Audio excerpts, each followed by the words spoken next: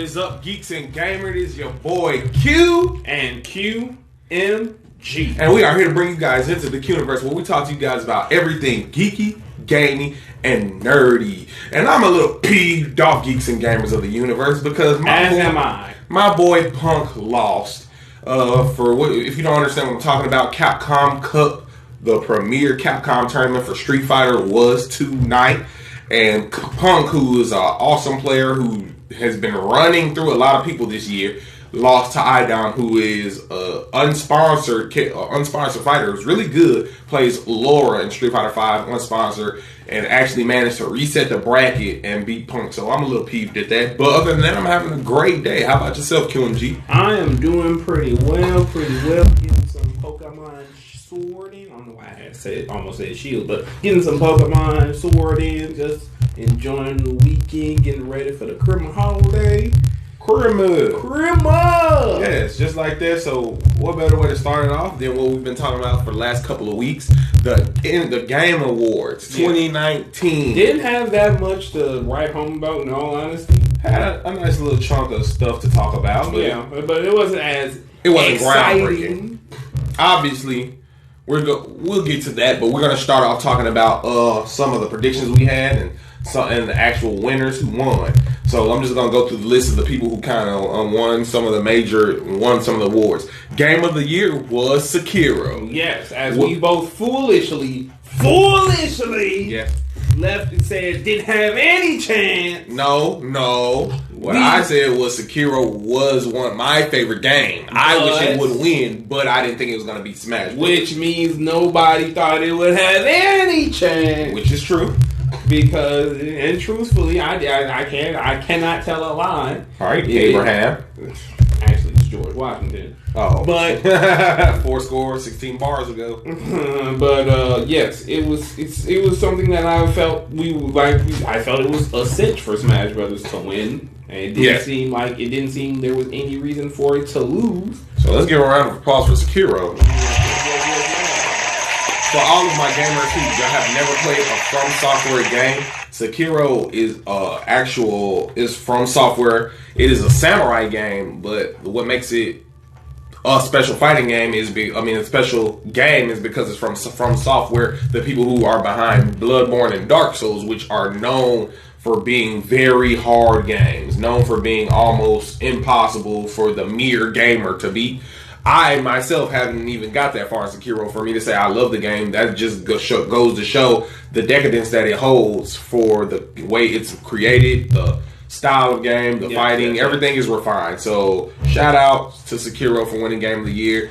Action, you got anything to put on Sekiro? I haven't had any sort of interaction with the game. I just take your word and the words of others who I've seen play it. Yeah. Definitely is not a bad game by any stretch of the imagination. Is 100% a good game. Like a light, like a light.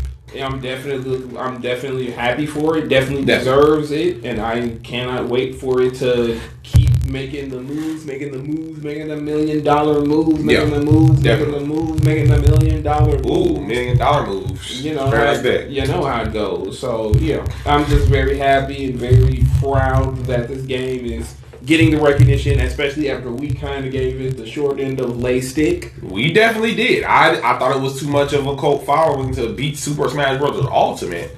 But, how that goes, obviously, if I want to be frank about how I feel that Sekiro won, I don't believe Sekiro won because of it being a good game or as much as it being the game that everybody in their head. It's almost one of those things like, oh, everybody's going to pick this, so let me pick the game that I really want. Yeah. And everybody did that, which in turn made Sekiro come out on top. Because Smash was obviously in the running to be the top game. But when it's like, let me not be the guy that picks the game that everybody else is going to pick. And so now the actual game that everybody wanted to win actually became the top game, which is Sekiro. So that moves us on to Action Game of the Year. And it comes from your boys, Devil Trigger, DMC5. Devil May Cry is back as Itsuno. Yeah, so round of applause for DMC5. Yeah, it was really no other choice to be. I really couldn't see any other category winning, any other game winning in that category. It was just too Dre, appreciate you for tuning in. What's up, Greg? Appreciate you for tuning in. It was just too much. It was just too obvious which one would win. It just felt like there was no reason to doubt it. DMC5 was phenomenal, graphically wise, gameplay wise. It was just soundtrack wise. It was just a lot of greatness, return to form, and like I said, DMC is back. I'm so happy for it. Yes. Just the simple fact that Dante had a whole Michael Jackson scene is like, yes, like come on, dude. And if you got the special edition of the game, you got the access to the behind the scenes production of the cutscenes where they, for those who don't know, for Devil May Cry, they would always, before they did it digitally, they would always have actors come in and do motion, not just basic mocap, but pre-draft mocap where they would act out the scenes with either action figures or actors. Yeah. And that scene where he does the Michael Jackson is hilarious watching the people do it as it was watching it in game. So that's something that was pretty cool to see. But, well, do you say with the nominations of Devil May Cry 5 and Resident Evil 2 for a lot of the Resident Evil 2 for a lot of the categories, do you feel like the Capcom is coming back to form? Is it wash the taste of the out the mouths with Courtney? Appreciate you for tuning in. Thanks, Courtney. Do you think it washed the taste out of people's mouth with Infinite, or do you think we're still in that phase where we have to get over Infinite? It's been the single player division of Capcom has already zoomed past the fighting game division of Capcom. That's something that's like you can't even really say that the negatives of the fighting game division has any impact anymore on the single player as far as Resident Evil 2 and DMC5 goes. I think that Marvel Infinite is just a black eye that you remember, but it's healed and you should move on. It's a black guy? Black eye. Just playing. But with that being said, Action Adventure also was won by Sekiro. Yes, which was amazing to see. And that just once again goes to show the decadence that Sekiro is holding. But once again, now I think that was the category that Sekiro should have won by itself. I'm still saying the game of the year should have went to Smash just by what it garnered, and how I was not upset. No, not at all. I wasn't upset, but I was still surprised. I felt like Smash Ultimate was a cinch. I think I'm starting to come to the realization that people are kind of sleeping on it because it's always expected that Smash Brothers is high quality H2O. Yes, sir. High quality video gaming, and like they take that for granted. Yes. But just the sheer amount of content. Also, speaking of Smash, and just to segue into this topic, I will say what did. No, I'm not even going to say disappointed me, but something that I wish I was wrong about in my assessment was that there was no major Smash announcement. Last year was when they announced the Joker, the first true DLC character. I remember a funny story when Joker was announced. He actually was at GameStop and we actually got announced. And when he called me, it's like, Joker got announced, Joker. I was like, Joker from Batman? He was like, and he had to recant it. No, not Joker from Batman, but Joker from Persona 5. That was kind of funny because you were so hype about it. Joker got that. Yeah, Joker. Yeah, that was pretty cool. And there was nothing on Smash for the Game Awards, which I find to be pretty surprising. I would have figured that with the way that the DLC cycle is, we're supposed to be getting our final character for season 1 by the end of February, and the way most times Nintendo does it, they drop an announced trailer at least 2 months before they release the character, so that way they can just have the excitement and get that out of the way. And then when it's time to drop the character, normally the day of, they drop a breakdown for that character, and then they go ahead and that's all she wrote. So it's very interesting to see them breaking that mold. Like I said, we still have next month, if not the end of this month. Who knows? The Smash Brothers normally does what it wants when it wants to, but it's kind of just want to get it out of the way because you don't want to think that Smash is having some issues or the character they might be trying to hold off on showing the character because it's not that many.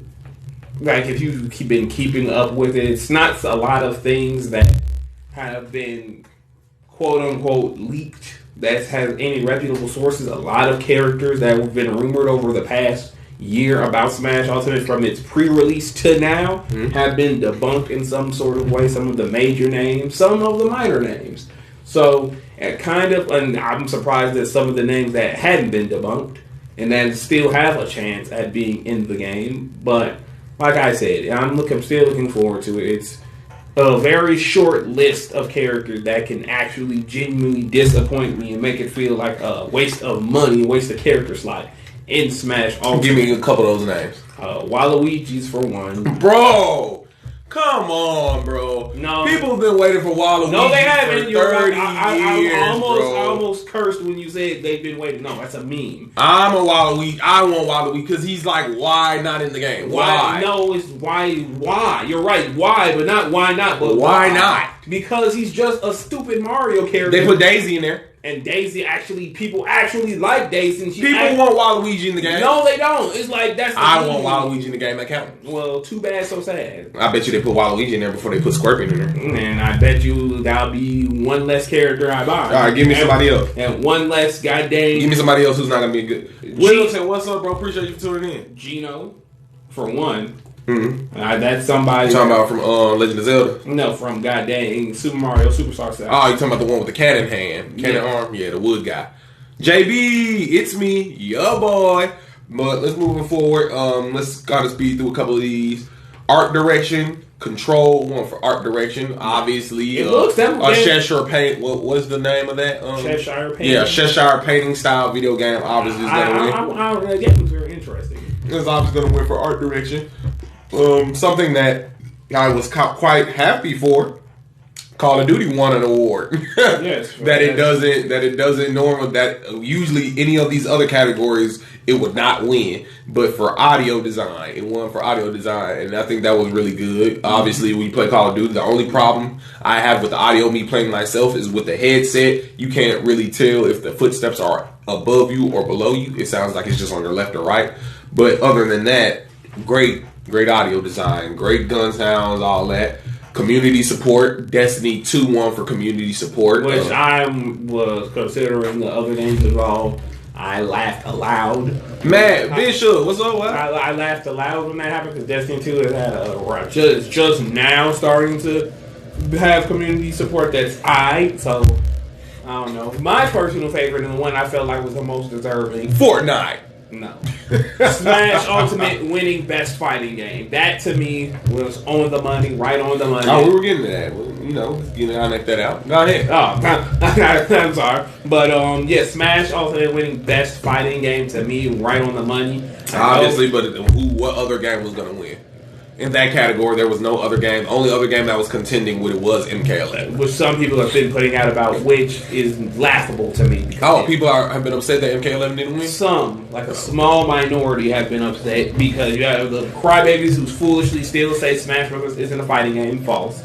And you have those who feel like on a technical level, MK11 was better on a technical level than Smash Ultimate, which is also false. Yeah. So it's people just thinking MK should get a win because it's MK, and that's bro. That's not how that goes. Terrell, appreciate you. Raylo, appreciate you tuning in, bro.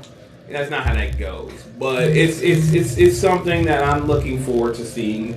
It's something I'm truthfully looking forward to seeing how they parlay that momentum moving forward to now be officially recognized as a fighting game, at least on a gaming awards spectrum. I know this isn't even the first one. I know it won in previous Japanese video game awards. It's won in those categories as well over the past couple of months. Well, moving on from that, obviously want to give Smash a round of applause for winning best fighting game. I didn't know it would be, but there was actually a game that I have not played personally or heard anything about that kind of came under the radar for me, and I don't know for you. I don't know if you've been keeping up with it, but it won 4 awards, and that is Disco Elysium. Yes! Disco Elysium, and I'm not familiar with the game at all, but it has won. Not the 2 awards I see off the bat that it won for was the best indie game and the best RPG game, and it won 2 other awards. So does that beg to differ that we're in an age that where we're getting more games that are indie games that are trumping these AAA titles? For one, before I even go any further, I just want to point out that Disco Elysium is definitely now on my radar because it's like there were certain indie games that I was aware of that I thought would have clinched that category. But to see Disco Elysium win out over those certain indie games, I'm like, okay, let me give this one. Let me give this a look. I'm gonna have to down the road. I'm gonna have to look into Disco Elysium. And Quite appreciate you for tuning in. Thank you. But yeah. Disco Elysium won 4 awards. I think that's the most awards won by a game in this 2019 Game Awards. I don't think any other game in the category won 4 games. Yeah, I believe so. I believe Smash awards. Ultimate is the only is a runner up with the 2 awards. And Sekiro has 2 as well. Yeah, 2 is Smash. Death Stranding also has 2 for best music and best performance from Matt Mikkelsen. Yes, which I have no idea because I haven't even seen. Disco Elysium definitely trumped everybody with 4 winning awards. Yes. But I just coast through the rest. COD Mobile won for best mobile game. Best multiplayer game was Apex Legends over Fortnite, but Fortnite won for best ongoing game. Matt Mikkelsen, as I said before, won for Death Stranding. Disco Elysium for RPG. Music, also Death Stranding. Racing game, funny. Crash Team Racing won for best racing game. Well, there wasn't even a lot of racing games out. So true, but Crash won. And there's in talks for Crash Bandicoot, new Crash Bandicoot game in development. Best strategy game was Fire Emblem 3 Houses. Yes, and Fire Emblem 3 Houses is also 2 awards. It won for that. And it won the fan the fan voting award. Yeah. Which it didn't surprise me at all because if you go online and you just go into any threads or Fire Emblem community, they are raving about 3 Houses. Arguably, most people will say that 3 Houses actually should have won Game of the Year. Well, should have been nominated and won Game of the Year. So a lot of people were raving about 3 Houses and still rave about it. Yeah, and for the final category, VR, which I personally love VR. I think Beat awesome. Saber. Beat Saber, yes. And what other game this year would have took it than a rhythm and moving game? Yes, but Beat Saber has been the premier VR game for a while now. Resident Evil one, I think the first year came out. Yes, because it was amazing. Yeah, Resident Evil still, in my opinion, Resident Evil 7 is still the best VR game ever made. 100%. So before we move on to our major next final topic. Before we start talking about of reveals, we're gonna go to our quick fire thing like we always do. Definitely. Let's see if we didn't accidentally delete it. We did not. So last weekend, the Brazilian Comic-Con happened in the Brazil, and the headliners, the main damies, the shoguns of shoguns. I don't know why I said that, but it was one of they're shoguns because it's Japan. Yeah, but we talking about Brazil. Yeah, that's why I don't know why I said that. The main event was Wonder Woman 84. You had some stuff from Marvel, and didn't really nothing. Let's not applaud Marvel too much for that. I'm talking about Wonder Woman. Oh, well then yes. Definitely Wonder Woman 84 with Miss Patty Melt Jenkins, Big Patty Melt, Patty Jenkins, and Patty Melt. Yeah, because she made me melt. Say less. But yeah, and Gal Gadot, they dropped some more info about Wonder Woman. They dropped posters. Where they shot and how they did it, and dropped. Kristen Wiig wasn't there. No, her and Chris Pine and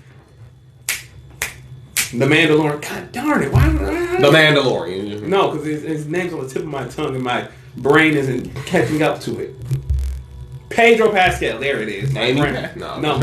This hat is getting tight, y'all. I'm going to have to upgrade this hat. It's getting pretty tight. Your head getting bigger? No. This hat's just getting tighter. But Pedro Pascal, Kristen Wiig, and Chris Pine, they dropped in via video and let them know how, to give their thoughts and praise on Wonder Woman 84. And the first official trailer for Wonder Woman 84 dropped. And long story short, that trailer is the dope. It's off the chain. Definitely something that got me 100%. I was enthralled by everything I've seen about it and everything that I've just heard about it. My standout scene from the trailer is, of course, Wonder Woman web swinging off of the lightning with the lasso of truth. Look, that was too much. You're a hater, but it's just the truth. It's awesome. Shout outs Willie, appreciate you for tuning in, man. Thanks, Willie. Appreciate you for tuning in. Thank you. Shout outs to the Worlds of DC podcast. You can find them on Apple Store, Spotify, wherever you can listen to podcasts. They allowed me to be a guest spot on their podcast. And shout out to those. And we broke down the Wonder Woman 84 trailer.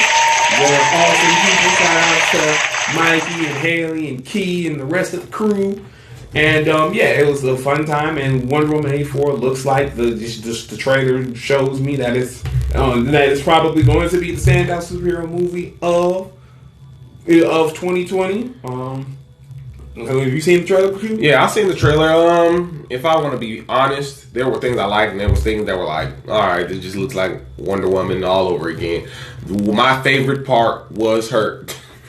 My favorite part was definitely her new suit, the all gold. That's what I wish her suit would have been originally. I know they want. It can never be her suit originally. That suit serves a distinct purpose. I know, but it was so cold. Like, why that can't be her suit? But I get it.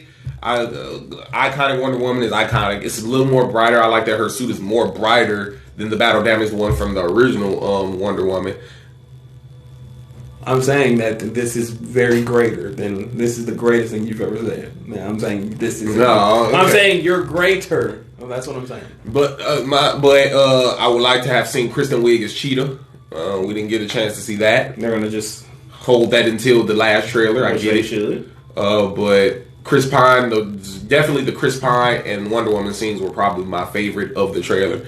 The one we got, I think that every superhero character who's gotten so far always has their signature move. Remember when Black Widow and John Wick constantly do the little Muay Thai grab, arm roll?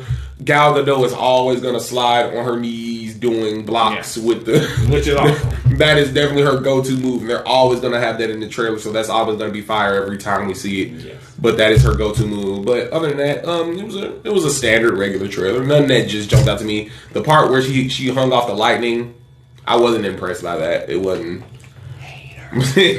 I wasn't impressed by that. It was alright. Alrighty. Well...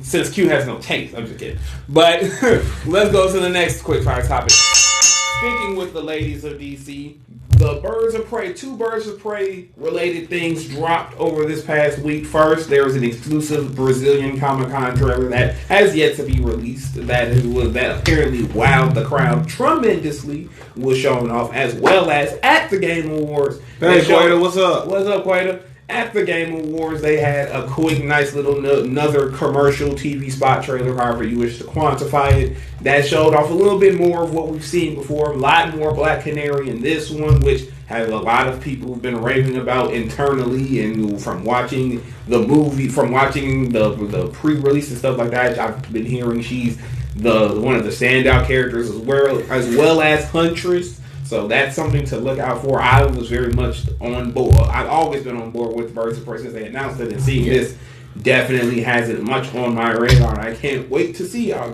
hope we get another trailer because it comes out in 3 months. It comes out in February. Really? That close? Yeah, so I'm very much looking forward to it. Q, have you seen it at all? Not the Brazilian leaks, but I've seen that original trailer. Did you see the Game Awards trailers? No, actually I have not. I plan on watching it tonight, but I haven't got a chance to see it. Mm-hmm. I don't really have anything to say on it. Hopefully we get a little bit more of the other characters and not just Harley Quinn. Yeah, well, yeah, that's what has always been said. That it's not a Harley Quinn.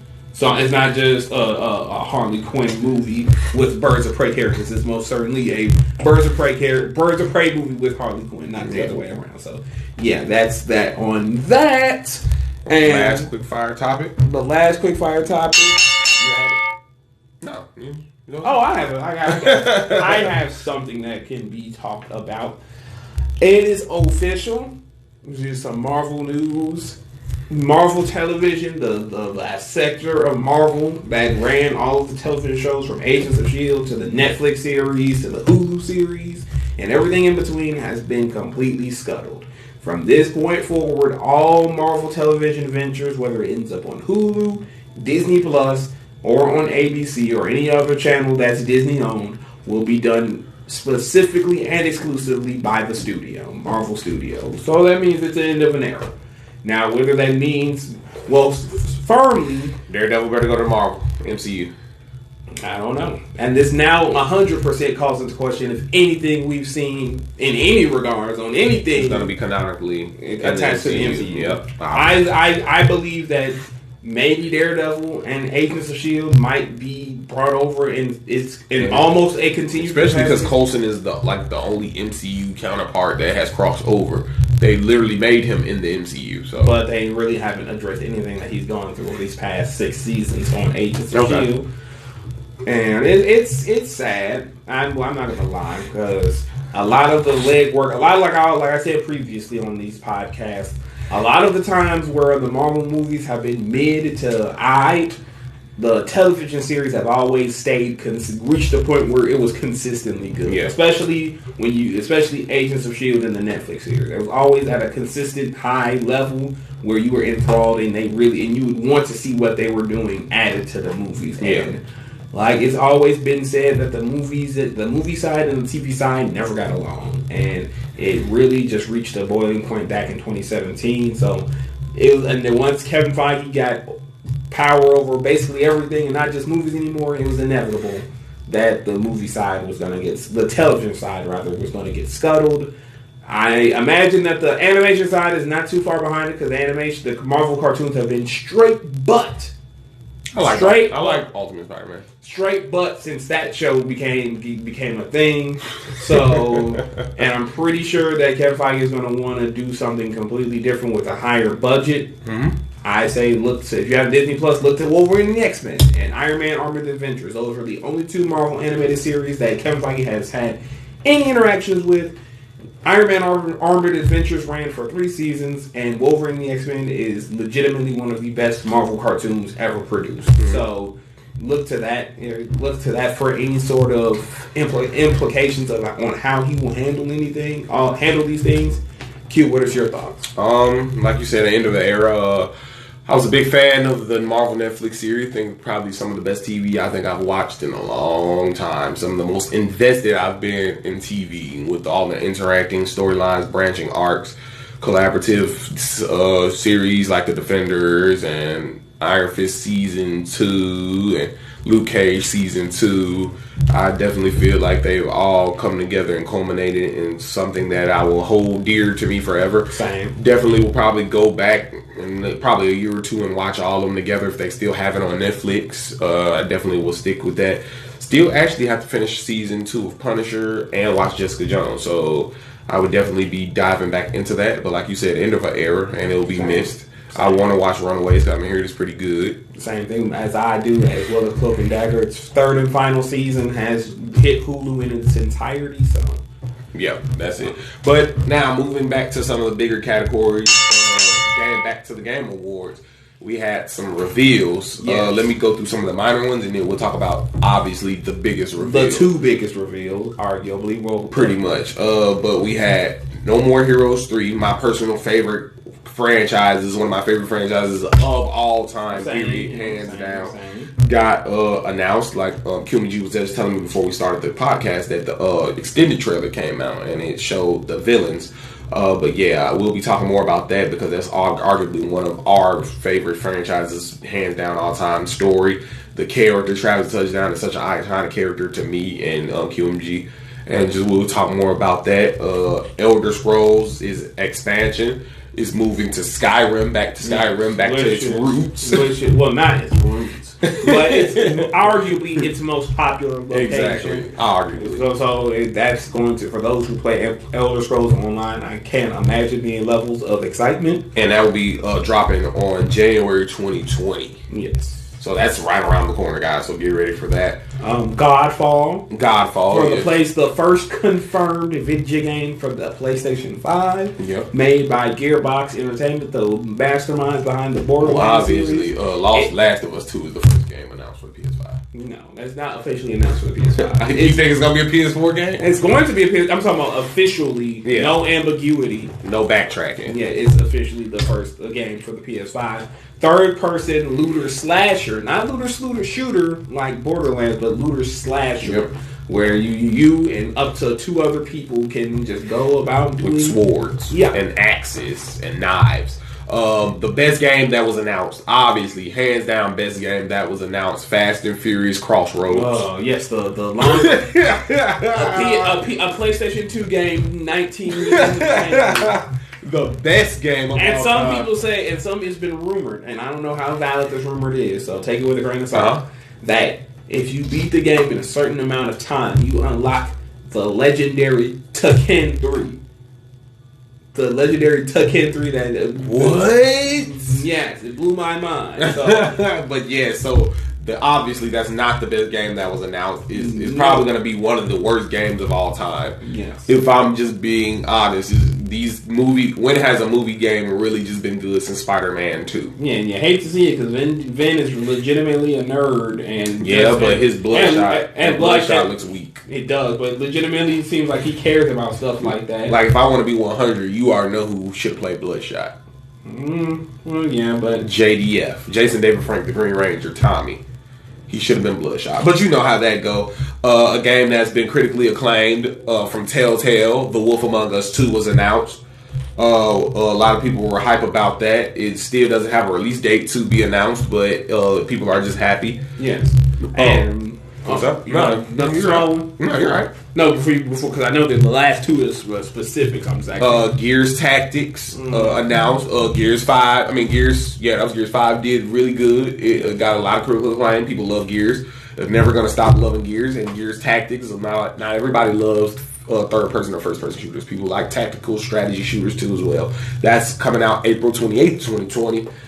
Convergence. From League of Legends, with that being a lot of League of Legends spinoffs that I have no interest in because I haven't even touched the League of Legends. That's what I was going into. League of Legends I'm actually hopefully around when I get a little more money. I'm actually going to get another PC, a build where I can actually start playing some computer games, which of like League of Legends.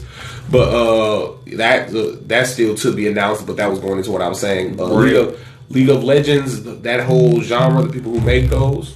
They're starting to do a lot of spin-off games with the League of Legends characters. I think that's really good, adding another layer to their studio. Yes, Final Fantasy VII Remake. You were getting ready to talk about that? No, because they really didn't. The trailer really didn't have anything new. Release date though, March 3rd, 2021. March 3rd, 2020. Oh, 2020? Yeah, okay. that release date has been the same since 3. But no, what I was going to say was Bravely Default 2. Which is one of the best 3DS games made by of all time, and is now going to be on the Switch. So expect that to do numbers like some hot takes sold on a nice morning, on the weekend. I don't know where I was going with that, but that's one. But I think it's time to drop into the biggest game announcement, and then the biggest announcement. Hellblade 2: Senua's Saga is definitely the biggest game reveal. Yes. So, which I'm surprised that you said that because I thought you were going to go into No More Heroes 3. Mm-hmm. No, that's the biggest game in my heart. That's definitely not the biggest reveal. Senua's Saga was definitely the biggest reveal. Which I'll say that the all of that was done CGI, and I'll have to say the facial animations were A1. Like crazy. Her doing that Gaelic Viking song and her facial animations, you can tell. Which the first Senua was lauded for its motion capture. I believe when it won indie game back in 2017, she actually accepted the award in her motion caption suit. And it's definitely the same girl, same. Yes. Even you know how some games when they do the next installment, the character is kind of unresemblance to its original. She looks exactly the same, but in a good way. Yes, 100%. But yes, that was the biggest game. Man. Yeah, hold on. But yeah, Senua, for people who don't know, Senua Saga, like you said, it was one of the top indie games. Hellblade Senua's Sacrifice was one of the top indie games, and that has sparked up a lot of controversy because people were saying, because Senua was sold for $40. Yes. As opposed to regular AAA titles sold for $65 around there, roughly in America. And it was bringing up the conversation, should these most single-player titles like Devil May Cry and God of War, who are strictly single-player stories, be sold less than a multiplayer aspect or multiplayer game that appeals to that millions and millions and millions, such as Fortnite, Call of Duty, NBA 2K? My opinion on that is no, because specifically for games like Devil May Cry and God of War, they're not made to be played once, unlike a Senua Saga Hellblade, where if you do play again, it's probably because you like the story so much. But God of War got a free update that they added New Game Plus, and Devil May Cry, all of Devil May Cry except for 2, because 2 is trash. But all of Devil May Cry games are made to be replayed because they have Bloody Palace, and then you play on the harder difficulties that offer new modes and new characters and all of these other things. So it's made for replayability, which makes the price worth worth the price of admission. So I feel like that's kind of a moot point, and it's up to the developers and the pricing and whatnot. But time for our final topic. Let's get ready to rumble! The grandiose of reveals. The new Xbox console, which is titled the X Xbox, Series. Wii U, Xbox One, Xbox 360, PS 5000, Super Turbo HD Collection, 8 terabyte, 8 giga terabytes, RAM. get to the topper edition, 3X V219 VR for life. But no, it's called Xbox X Series. No, yes, Series Xbox. X. Even when we're trying to get it right, Because it's so many X's. Xbox Series X. It is Xbox Series X, yes, and it was announced at the Game Awards as well. Formerly Project Scarlet, which was teased at this year's E3, is formerly known as the Xbox Series X. It is the first Generation 9 console. And when we upload this, I will be putting a picture in the description on what it actually is. But basically, it's that. It's basically this. But you can turn it horizontally or vertically. And it's kind of thicker and taller. That's what she said. Yes, it is. Or he. But it's basically that. It's basically a tower. Almost a PC tower. resemblance, yes. Yes, and it's supposed to be it's not the most, it's definitely more powerful than the Xbox One X, which before I go into the specs, do you want to just give a gist on how you felt about the reveal and how you feel about the design? Oh yeah, I flipped out. I'm not gonna lie, no cap. I was flipping out because I was not expecting the Xbox One, the next box, the Project Scarlet, whatever you want to quantify. I was not expecting it to be announced literally at the end of this year. I was expecting, like they've done previously, an exclusive Microsoft event to announce it, but as I've been sitting thinking about it, I come to realize that it probably would have been went over like a wet fart in church, because literally the last 2 times Microsoft has done that for the 360 and the Xbox One, fails. It's been major fails. It's especially the Xbox One. It literally almost ruined Microsoft and the Xbox franchise permanently, and kind of reason why people sleep on the Xbox One now, because of how terrible the Xbox One initial Xbox One had such a horrible run, it ruined the Xbox One leading all the way up to this point. Like literally, like now obviously it was other reasons why the Xbox One has done horribly, aka the game category. Yes, no major first party titles. The first party title, the infamous Master Chief Collection snafu that was supposed to be a marquee title, was horribly done. Yeah, of course the initial specs for the Xbox One, a lot of stuff going against it, and I was flipping out. I was like, when I saw Master Chief coming out, and because at first I'm like, okay, what's this car? I don't understand what this car is. It could be anything, but then when I saw Master Chief, I'm like, okay, this is the Xbox, and okay, they're announcing them. They're doing this. They're doing it right here, right now, and I was like, whoa. You know what it puts me in the mind of? Remember when the original PlayStation 3 was announced? That little with the baby crying and had the box. Yeah. So I think they kind of took that from that, but I will be lying to you that once the initial hype soothed down, and then I saw that regular ass controller. Xbox One yes, controller. It's definitely the regular. Just added a share button, and it took the Elite's D-pad. I think. Yeah, I was like, oh snap! This is going to be a Wii U situation all over again. Definitely, which could probably work out better for the Xbox than the Wii U, for the simple fact that, for one, they can learn from what the Wii U did wrong, which was just try to double down on it being a slight Wii successor and not fully commit to it. Secondly, they have Game Pass.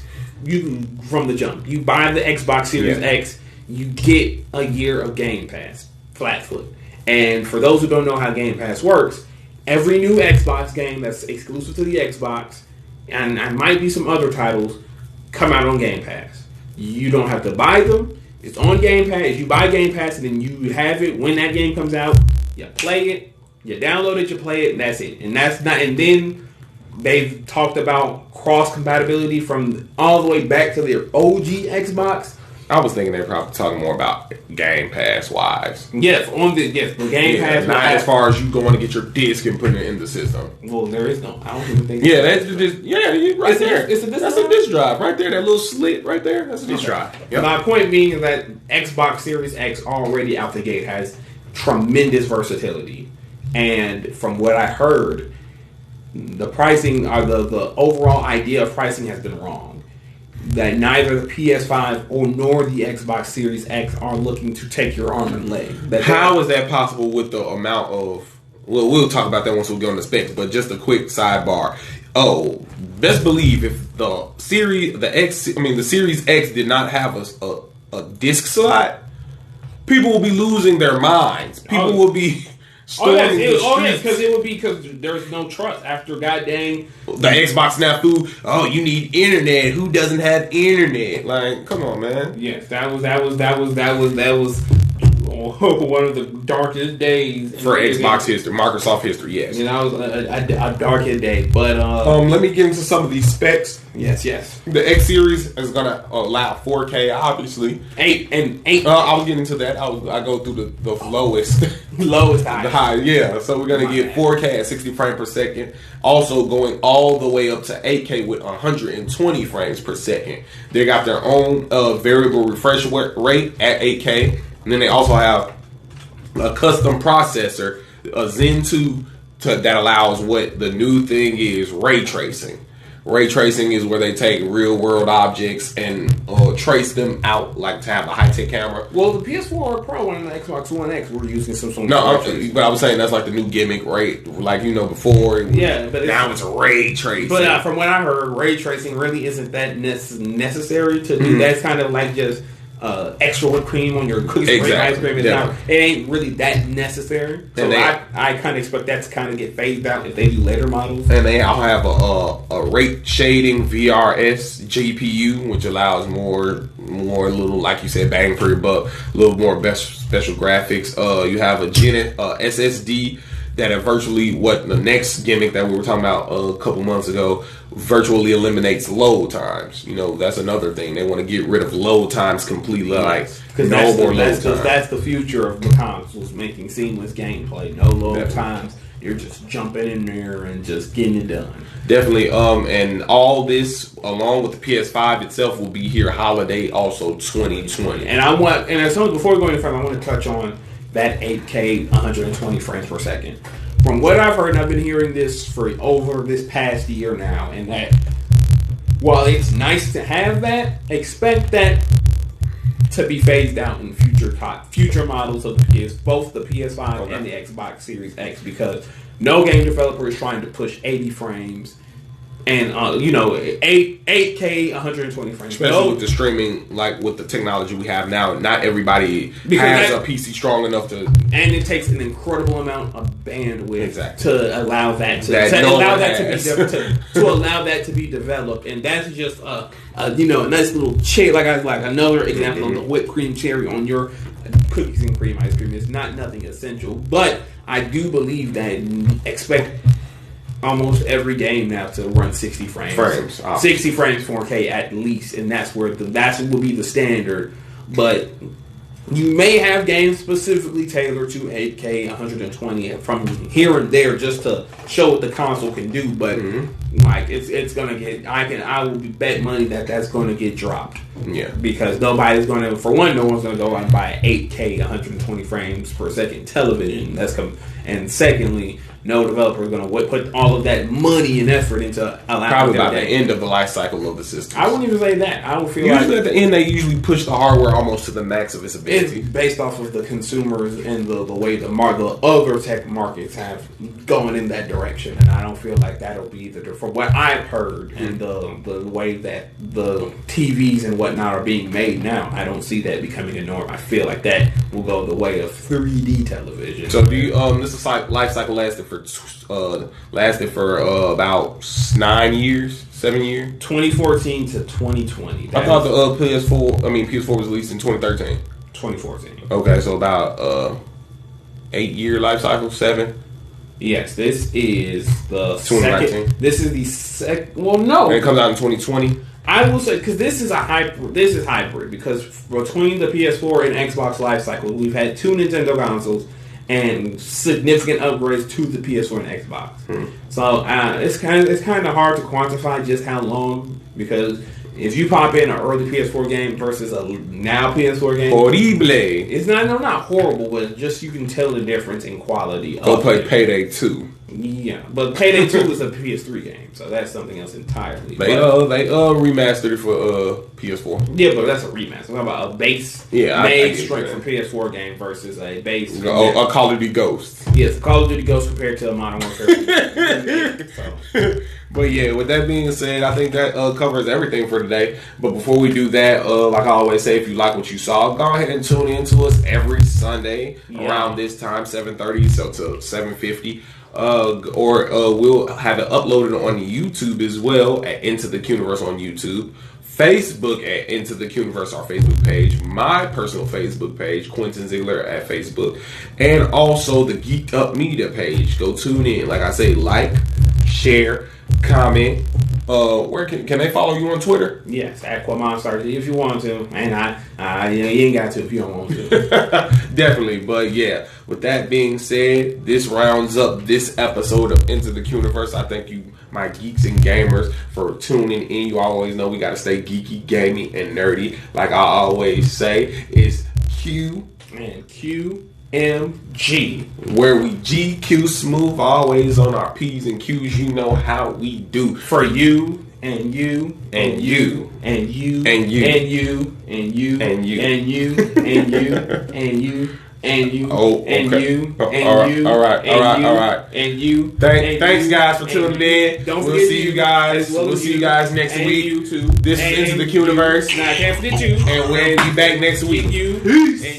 And you. Wait, but you too. I see you in the back. You. Yes, you. Thank you. Love you.